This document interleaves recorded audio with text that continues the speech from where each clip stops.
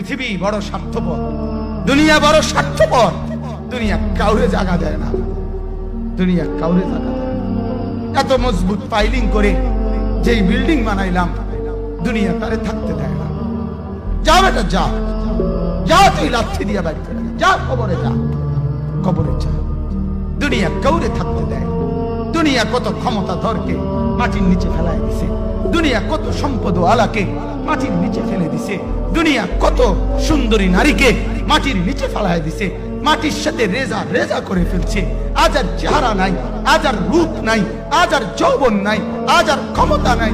এমন বাদশা ছিল পৃথিবীতে যার হাতের আঙ্গুলের ইশারায় মানুষের গর্দান উড়াইয়ে দিত, যার হাতের ইশারায় উঠতো মানুষ, বসতো মানুষ। আজ বাদশারা নাই, আজ সম্পদওয়ালারা নাই, আজ মালওয়ালারা নাই। দুনিয়া কাউরে থাকতে দেয় না, কাউরে না দোস্ত, কাউরে দেয় না। দুনিয়া দাদারে আমার থাকতে দেয় নাই। আমার দাদারে আমি দেখছি, আজ আমার দাদা নাই। আমার নানারে আমি দেখছি, আমার নানা নাই। আমার দাদিরে আমি দেখছি, আমার দাদি নাই।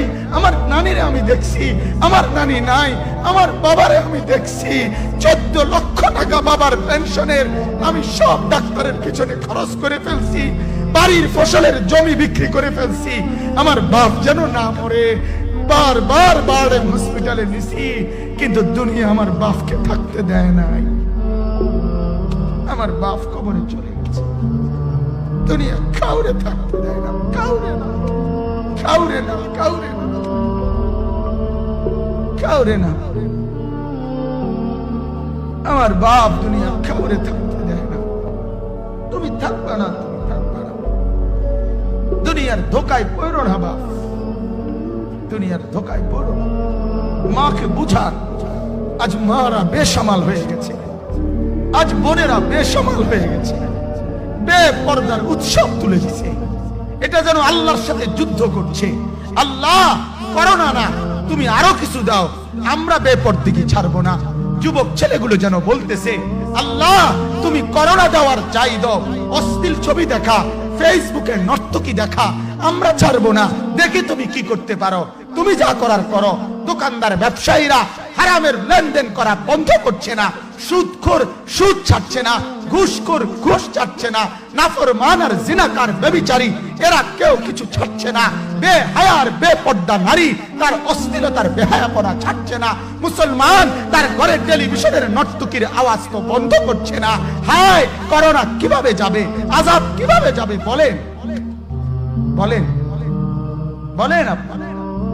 আমার বাপ ফেরাউনের উপরে তো আযাব এতদিন ছিল না, নমরুদের উপরে আযাব এতদিন ছিল না, সাদ্দাদের উপরে আযাব এতদিন ছিল না, কারুনের উপরে আযাব এতদিন ছিল না, লূত আলাইহিস সালামের কওমের উপরে আযাব এতদিন ছিল না, হুদ আলাইহিস সালামের কওমের উপরে আযাব এতদিন ছিল না, নূহ আলাইহিস সালামের কওমের উপরে এতদিন আযাব ছিল না।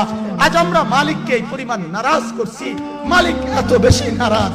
আজ 1 বছর হয়ে গেছে, 1 বছরের চাইতে বেশি হয়ে গেছে, কই করোনার মহামারীর আযাব তো যাচ্ছে না, গেছে গা বলে। আমাদের লক্ষ লক্ষ বাচ্চার পড়ালেখা বন্ধ, এরা নষ্ট হওয়ার চূড়ান্ত পর্যায়ে পৌঁছে গেছে। মোবাইল এদেরকে শেষ করে দিছে, লক্ষ লক্ষ ছেলে। গতকালকে এক মা আমার আত্মীয় ফোন দিয়া বলতেছে, সকাল 10টায় বাচ্চাটা ঘর থেকে মোবাইল লইয়া বাইর হইছে, রাতের 10টায় মা তারে ফোন দিয়া বলছে, বাপ ঘরে আসতি না, ভাত খাইতি না। বাচ্চা তারে বলতেছে, তোমার অসুবিধা কি, তোমার সমস্যা কি? মা এই কথা বইলা কাঁদা দিছে যে, শোনেন হুজুর কদ্দুর দোয়া করো। এক বাচ্চা, এক ছেলে, সে যদি তার মাকে কথা বলতে পারে, তার মানে গুনাহ তারে এত মজা দিয়া দিছে, ফেসবুক তারে এত মজা দিয়া দিছে, ইউটিউব তারে এত মজা দিয়া দিছে, নর্তকী তারে এত মজা দিয়া দিছে, গুনার দৃশ্য তারে এত মজা দিয়া দিছে, সে মাকে ধমক দিচ্ছে। রাত 10টা বাজলে কি হইছে, রাতের 3টা পর্যন্ত দেখলে তোমার সমস্যা কি? আমার আখিরাত আমি নষ্ট করলে তোমার অসুবিধা কি? আমার জাহান্নাম আমি ঠিক করে নিলে তোমার সমস্যা কি? আল্লাহ আমাদেরকে মাফ করে দেন, আল্লাহ আমার জাতিকে মাফ করে দেন।